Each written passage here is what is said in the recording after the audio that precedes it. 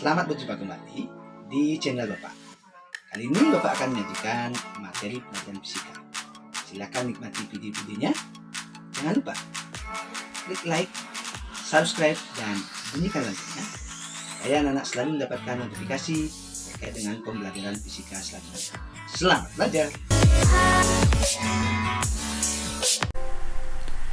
Baiklah adik-adik, berjumpa kembali dengan Bapak.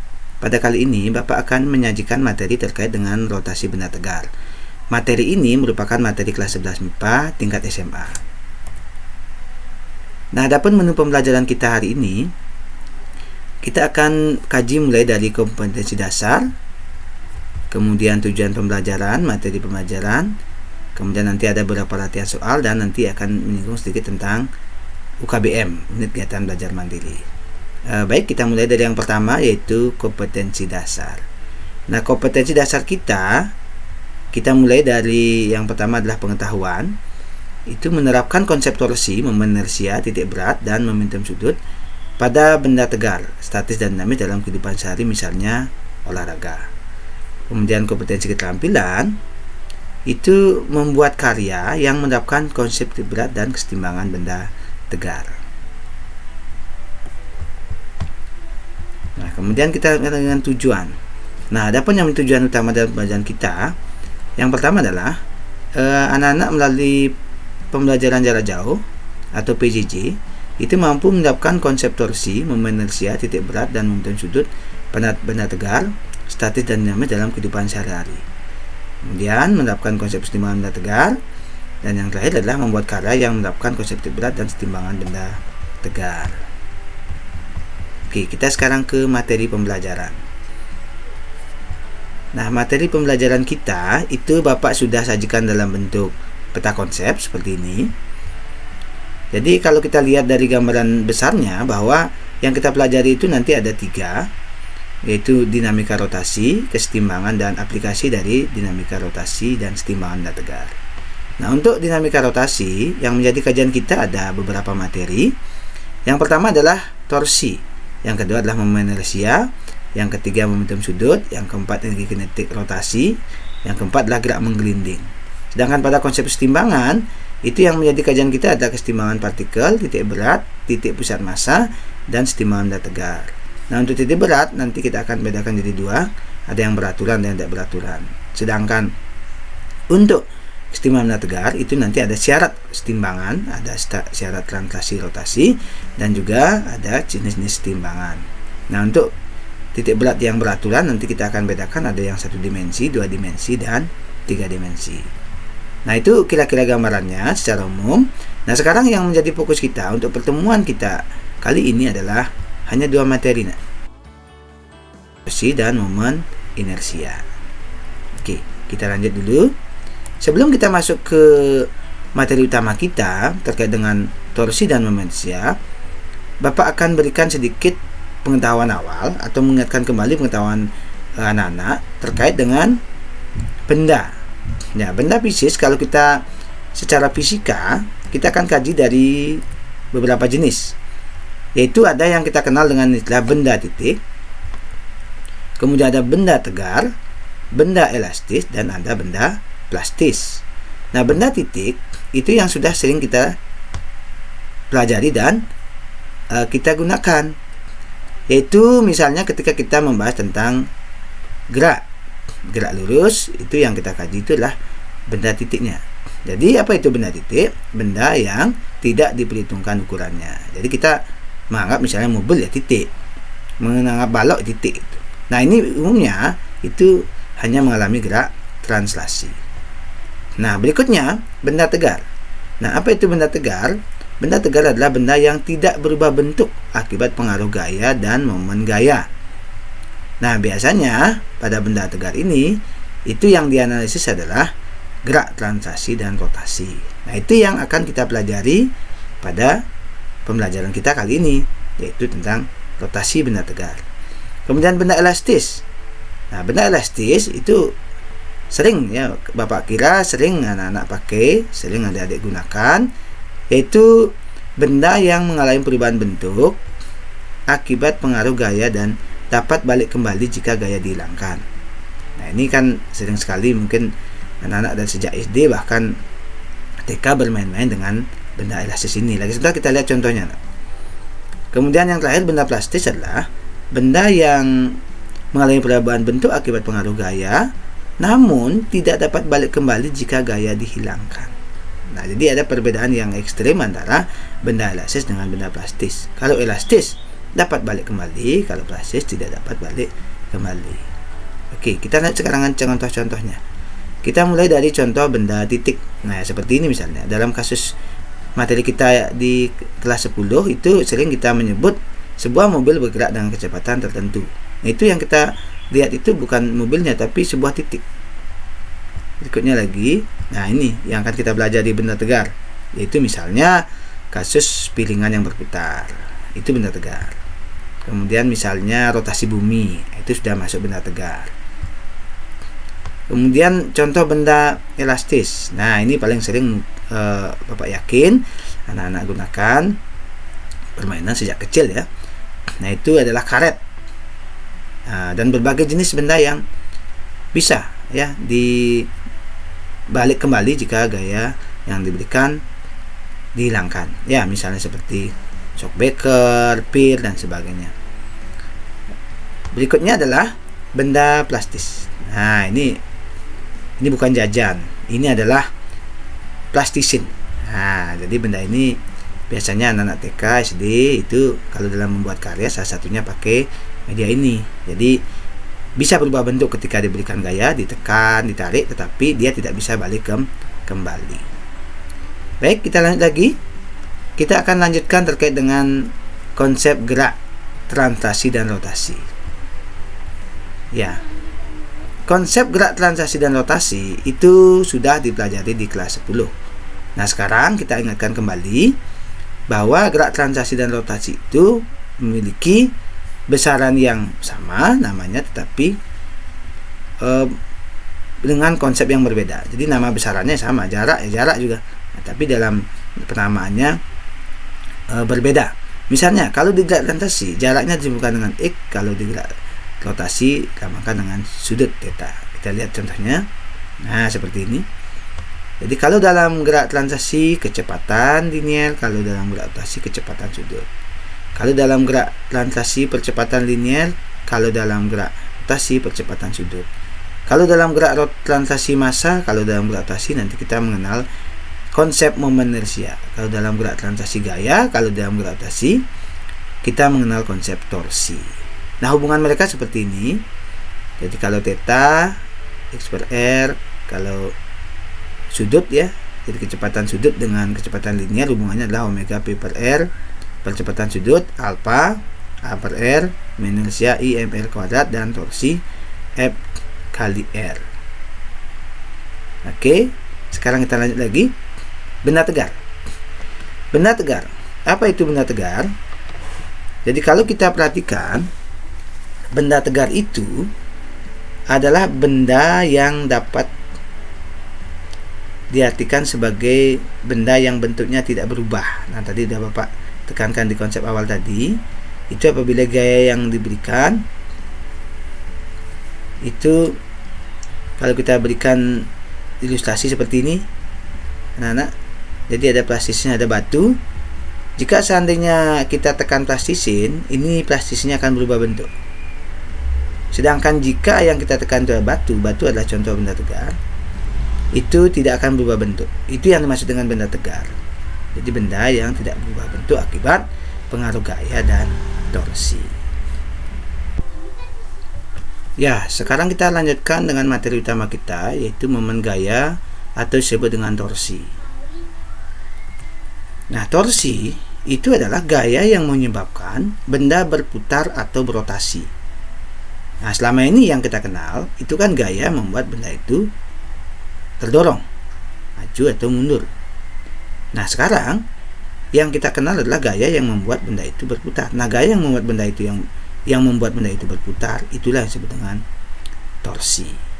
Nah, secara fisik, torsi juga diartikan sebagai hasil kali antara gaya dengan jarak atau lengan momen R terpendek dari arah garis kerja terhadap titik tumpu. Nah, mungkin atau lebih singkatnya adalah torsi adalah hasil kali antara gaya yang tegak lurus dengan lengan momennya.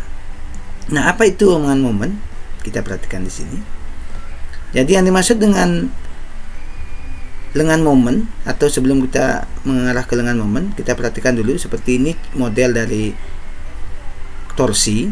Jadi kalau kita perhatikan di sini ada sebuah kunci Inggris, itu akan memutar sebuah baut ya sebagai sumber rotasinya, maka ini harus diberikan gaya. Nah, ini gaya ini itu bekerja itu pada garis yang tegak lurus dengan lengan momen. Jadi R ini disebut dengan lengan momen, itu garis kerja antara jarak antara sumber rotasi dengan titik tangkap gaya. Nah, jika seperti ini posisi kita memberikan gaya, maka besarnya torsi yang diberikan oleh gaya ini itu dapat dirumuskan dengan tau sama dengan R cross F. Jadi hasil kali cross silang antara lengan momen atau R dengan gaya. Nah, jadi kalau kita perhatikan, tau yang dimaksud dalam rumus ini adalah torsi, momen gaya satuan Newton meter, R-nya itu adalah lengan momen satuannya meter, dan gaya itu adalah Newton. Nah, kalau seandainya persamaan ini berlaku jika gaya yang diberikan tepat tegak lurus. Pertanyaan berikutnya, bagaimana kalau gaya yang diberikan tidak selalu tepat tegak lurus? Baik, kita lanjutkan lagi. Nah, bagaimana kalau seandainya gaya yang diberikan itu membentuk sudut atau tidak tegak lurus dengan lengan momen? Nah, langkah kita adalah yang pertama, kita harus menguraikan dulu gaya itu supaya mendapatkan gaya yang tegak lurus dengan lengan momen. Jadi kalau kita masih ingat cara menguraikan dari sebuah gaya yang membentuk sudut theta, itu kita uraikan terhadap sumbu X dan sumbu Y. Kalau kita perhatikan di sini, yang mentegak lurus dengan lengan momen adalah ke sumbu Y. Maka yang kita pakai adalah F sin theta. Nah, sehingga kita dapatkan persamaan untuk torsi seandainya gaya yang diberikan untuk membentuk sudut theta adalah tau sama dengan R F sin theta. Oke, dengan keterangan seperti tadi, tau itu adalah torsi, R itu adalah lengan momen, gaya F itu adalah gaya, dan theta itu adalah sudut antara F dengan lengan momen. Jadi sudut antara gaya dengan R-nya. Itu kira-kira terkait dengan gaya yang bekerja tegak lurus dan yang membentuk sudut. Oke. Selanjutnya kita akan masuk ke perjanjian arah momen gaya atau torsi. Nah, torsi itu adalah gaya yang membuat benda itu bergerak, berputar atau berotasi. Tentunya nanti putarannya kalau kita perhatikan bisa dia searah jarum jam, bisa bendanya berlawanan dengan arah dengan jarum jam.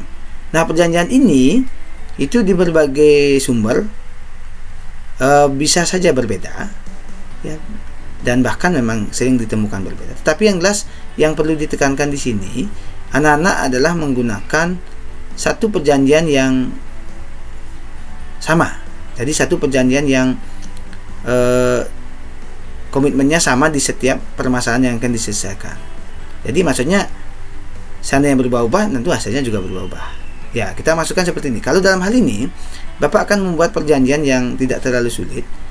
Yaitu yang pertama adalah bahwa arah torsi tegak lurus terhadap bidang yang memuat lengan dan gaya. Jadi harus kita buat dulu gayanya tegak lurus dengan lengan momen. Kemudian torsi bertanda positif jika gaya yang menyebabkan putaran benda searah jarum jam.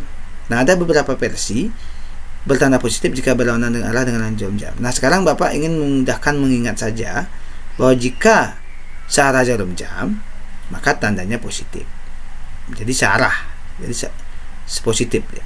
Dan sebaliknya, jika berlawanan arah jarum jam, jadi torsi bertanda negatif jika gaya yang menyebabkan putaran benda berlawanan arah jarum jam, maka torsinya bertanda negatif. Ya, jadi kalau bendanya itu berputar seperti ini misalnya, jadi ini searah jarum jam, maka kita berikan tanda pada torsi itu positif. Jika berlawanan arah dengan jarum jam, maka kita berikan tanda pada torsi itu bertanda negatif. Baik, kita akan lagi contoh soal. Kita mulai dari soal yang sederhana. Soal yang pertama, ini soal untuk satu gaya. Jadi kalau kita perhatikan soal ini, panjang batang AB adalah 2 meter. Besar gaya F adalah 20 Newton. Tentukan momen gaya terhadap titik A dan arah rotasi batang AB. Nah, untuk kita menyelesaikan permasalahan ini, langkah pertama kita adalah kita uraikan dulu gaya ini untuk mendapatkan gaya yang tegak lurus dengan momen, dengan R. Ternyata yang kita dapatkan F sin theta seperti ini. Nah, langkah berikutnya baru kita lakukan proses seperti biasa. Kita mulai dari diketahui ada gaya, ada jarak atau lengan momen, ada sudut. Kemudian ditanyakan ada 2, ada torsi atau momen gayanya, ada arah rotasi batang AB. Kita jawab satu persatu. Kita mulai dari menentukan momen gaya atau torsi. Sesuai dengan rumus yang sudah kita sepakati sebelumnya, jika seandainya kita sudah tahu bahwa gayanya membentuk sudut, maka rumus yang kita pakai adalah tahu sama dengan RF sin theta. Nah, sekarang kita masukkan nilai-nilai dari masing-masing besaran yang diketahui dengan syarat semua besarannya harus satuannya SI, sistem internasional. Ya, kita masukkan karena sudah SI semuanya. R-nya 2, F-nya 20, sudutnya 30. Setelah kita selesaikan akan dapat ternyata torsinya adalah 20 Nm. Itu satu jawaban dulu untuk pertanyaan A. Sekarang kita lanjut ke pertanyaan B. Pertanyaan B adalah menanyakan kemana arah putaran batangnya, kemana rotasinya. Kalau kita perhatikan, jika sumbunya itu adalah di A, jadi di A ini di sini ya, maka tentunya nanti putaran dari benda ini adalah searah jarum jam. Nah, berarti torsinya kalau kita kembali ke pertanyaan tadi itu adalah bertanda positif. Oke, kita lihat lagi contoh soal yang kedua. Contoh soal yang kedua adalah yaitu kasus jika gaya yang diberikan pada satu batang lebih dari satu. Nah, dalam kasus ini baru kita akan menerapkan perjanjian tanda torsi. Soalnya berbunyi, batang homogen tak bermassa sepanjang 2 meter dipengaruhi gaya seperti gambar berikut. Besar FA, FC sama dengan 10 Newton, FB 30 Newton. Tentukan besar momen gaya yang bekerja pada titik A. Perhatikan titik A. Jadi titik A itu adalah poros rotasi dari batang akibat B dan C. Nah, karena titik A itu adalah poros, tentunya titik A itu kalau kita lihat jarak lengan momen dengan gaya titik A, FA itu adalah 0. Kita buat dulu. Jadi porosnya titik A, ini 10 Newton mestinya ya. Ada kesalahan. Kemudian jadi RA-nya 0, RB-nya 1, RC-nya 2. Ya, jadi RB-nya 1, LC-nya 2. Kenapa LC-nya 2? Kenapa LC-nya 2? Karena jarak yang diperhitungkan itu adalah dari titik A sampai C. Jadi jaraknya, karena kita selalu menghitung jarak dari lengan momen atau jarak gaya ke sumbu rotasi yang kita sebut dengan momen itu, yaitu dari pusat rotasi ke titik tangkap gayanya. Seperti ini. Jadi dapatlah RC 2 meter. Oke, jadi seperti ini. Jadi yang dimaksud 2 meter ya ini. Nah, dari sini ke sini. Itu yang dapatnya 2 meter. Oke, lanjut lagi. Baik, kita lanjutkan lagi. Jadi setelah kita dapatkan lengan momen atau jaraknya dari pusat rotasi, kita lanjut ke pertanyaannya. Pertanyaannya adalah berapakah besarnya momen gaya yang bekerja di titik A. Nah, untuk bisa menentukan itu, lakukan langkah-langkah seperti yang sudah kita pahami sebelumnya. Yang pertama adalah pastikan dulu kemana arah torsinya. Apakah searah jarum jam atau berlawanan arah dengan jarum jam. Jika seandainya porosnya di A, jika yang kita gunakan adalah gaya B, maka arah dari torsinya adalah negatif.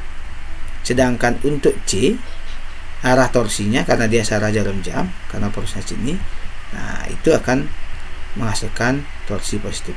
Nah, sehingga kalau kita jumlahkan torsi C tambah min torsi B. Kita masukkan nilai-nilainya. Jadi 2 adalah jaraknya dari A ke C, RC. 10 itu adalah besarnya gaya C. Begitu juga dengan RB, kita masukkan 1, gaya di B adalah 30. Kita selesaikan secara matematis sehingga dapatlah besarnya momen gaya titik A itu adalah min 10 Newton. Atau bisa kita sebutkan bahwa besarnya momen gaya titik A adalah 10 Newton berlawanan arah dengan jarum jam. Nah, itu jadi 2 contoh soal yang sudah kita coba bahas. Mudah-mudahan bisa membantu anak-anak dalam memahami konsep torsi. Oke, sekarang kita lanjutkan lagi dengan konsep berikutnya, yaitu momen inersia. Nah, seperti yang sudah kita bahas sebelumnya, kalau di dalam gerak translasi kita mengenal massa. Kalau dalam gerak rotasi, massa itu dikenal dengan konsep momen inersia. Nah, apa itu momen inersia? Momen inersia adalah ukuran kelembaban benda untuk berotasi karena adanya pengaruh dari torsi yang bekerja pada benda tersebut. Sekali lagi, ukuran kelembaban benda untuk berotasi. Ya, jadi untuk berotasi akibat dari pengaruh torsi. Nah, nanti kita akan bedakan momen inersia ada 2. Ada momen inersia pada benda titik atau partikel, ada momen inersia pada benda tegar. Nah, sekarang kita bahas satu persatu. Kita mulai dari momen inersia partikel atau benda titik. Nah, momen inersia partikel didefinisikan sebagai hasil kali antara massa partikel dan kuadrat jarak partikel ke poros. Jadi hasil kali antara massa titik atau massa partikel ini dengan jarak dari massa ke poros atau sumbu rotasi. Nah, berapa besarnya? Jika massa yang digunakan 1, jadi persamaannya akan jadi I sama dengan mR kuadrat. Nah, bagaimana kalau seandainya massanya lebih dari 1? Ya, massanya lebih dari 1, maka kita jumlahkan semua momen inersia dari setiap massa yang diperhitungkan. Nah, maka akan dapat semua seperti ini. I sama dengan sigma MI RI. Jadi MI jadi massa keberapa dikali RI jarak massa ke sumbu atau ke poros dikuadratkan. Oke. Nah, kita ketahui atau kita tegaskan bahwa inersia itu memiliki satuan kilogram meter kuadrat. Baik, itu terkait dengan momen inersia partikel. Sekarang kita masuk ke momen inersia benda tegar. Jadi benda tegar bisa kita anggap terdiri dari banyak partikel yang tersebar di seluruh bagian benda itu. Nah, jadi kalau kita rumuskan ya seperti ini. Kalau jumlah totalnya sama seperti tadi. Tetapi karena bendanya itu nanti berbagai bentuk, maka untuk mendapatkan besarnya momen inersia, kita gunakan persamaan integral. Jadi karena bendanya kan homogen dan tersebar merata titiknya di setiap bidang, di setiap bagian benda itu, maka disinilah konsep matematika masuk, yaitu integral R kuadrat dm. Nah, bagaimana contoh penggunaannya? Kita contohkan. Misalnya kita ingin mengetahui berapakah besarnya momen inersia dari sebuah batang, di mana batang itu diputar pada sumbu rotasi di ujung batang. Langkah pertama kita akan ambil dulu bagian kecil dari batang itu, bagian masanya dm, bagian dari lengan momennya ya, itu dr. Jadi bagian dari lengannya L, kita nanti ambil dr saja. Nah, kita buat hubungan mereka. dm per dl itu sama dengan m per l. Jadi dm per dl kalau kita tarik lebih luas lagi secara matematis sama dengan m per l. Jadi mewakili m per l. Nah, kalau kita cari dm nya dari persamaannya akan dapat m per l dr. Nah, dengan menggunakan rumus yang sudah kita perhatikan tadi, yaitu integral R kuadrat dm, maka besarnya dari momen inersia pada sebuah batang homogen yang diputar di ujungnya setelah kita masukkan persamaannya, jadi melalui integral tertutup ya dengan interval 0 sampai L, jadi dari posisi 0 sampai L. Setelah kita masukkan, kita akan dapatkan ternyata besarnya momen inersia pada batang homogen yang diputar di ujung batang itu adalah 1/3 ml kuadrat. Nah, ini salah satu contoh. Nah, bagaimana dengan benda-benda yang lain? Lingkaran, benda pejal seperti bola, silinder dan sebagainya. Maka anak-anak bisa lihat di tabel. Nah, ini tabel ini biasanya di berbagai jenis buku paket itu ada tabel terkait dengan manusia benda tegar yang homogen. Nah, dalam hal ini aku akan berikan beberapa contoh. Nah, seperti ini misalnya. Misalnya, batang yang diputar di ujung, kayak tadi. Nah, rumusnya sepertiga ml kuadrat. Kalau diputar tengah-tengah, rumusnya 1/12 ml kuadrat. Kalau bendanya berupa bola, nah, jadi berputar di porosnya di tengah-tengah, 2/3 ml kuadrat. Nah, ini 2/5, ini yang berongga, ini yang tutup. Kemudian ada silinder. Kemudian ada silinder 2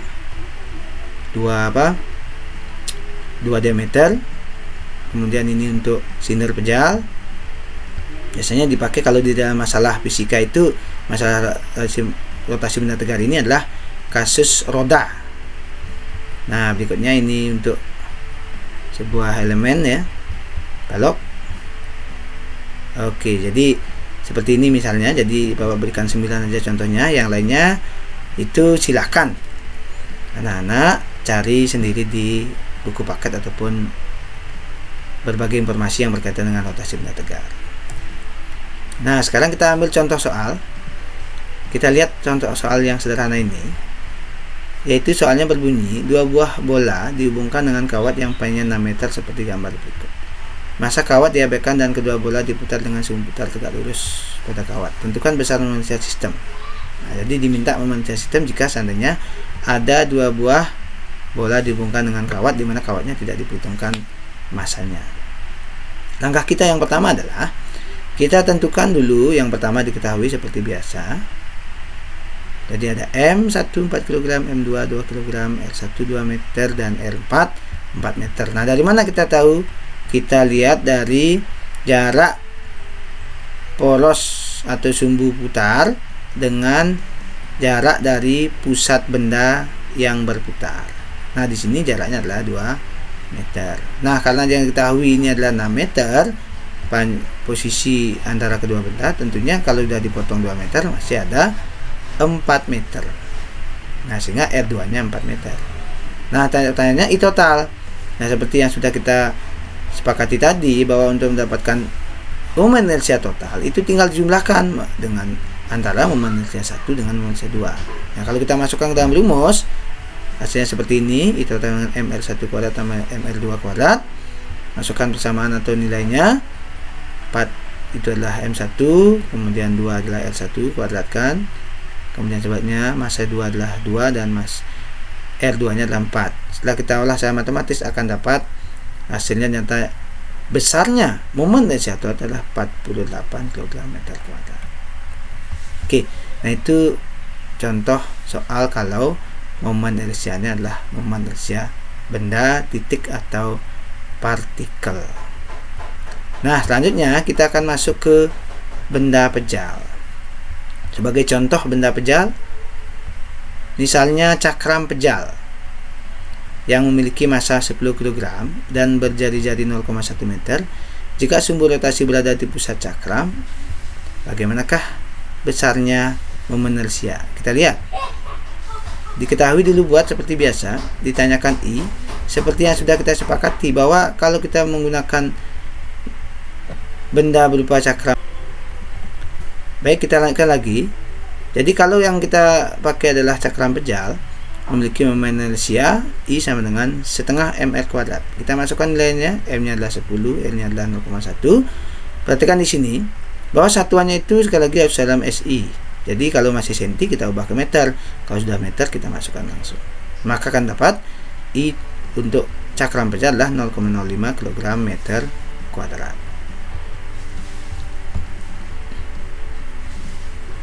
Nah, ada lagi soal berikutnya, yaitu menentukan besarnya momen inersia pada sebuah batang yang berisi lumpur. Nah, ini gabungan. Jadi langkah pertama kita adalah kita akan buat seperti biasa diketahui dulu dari soal yang ada.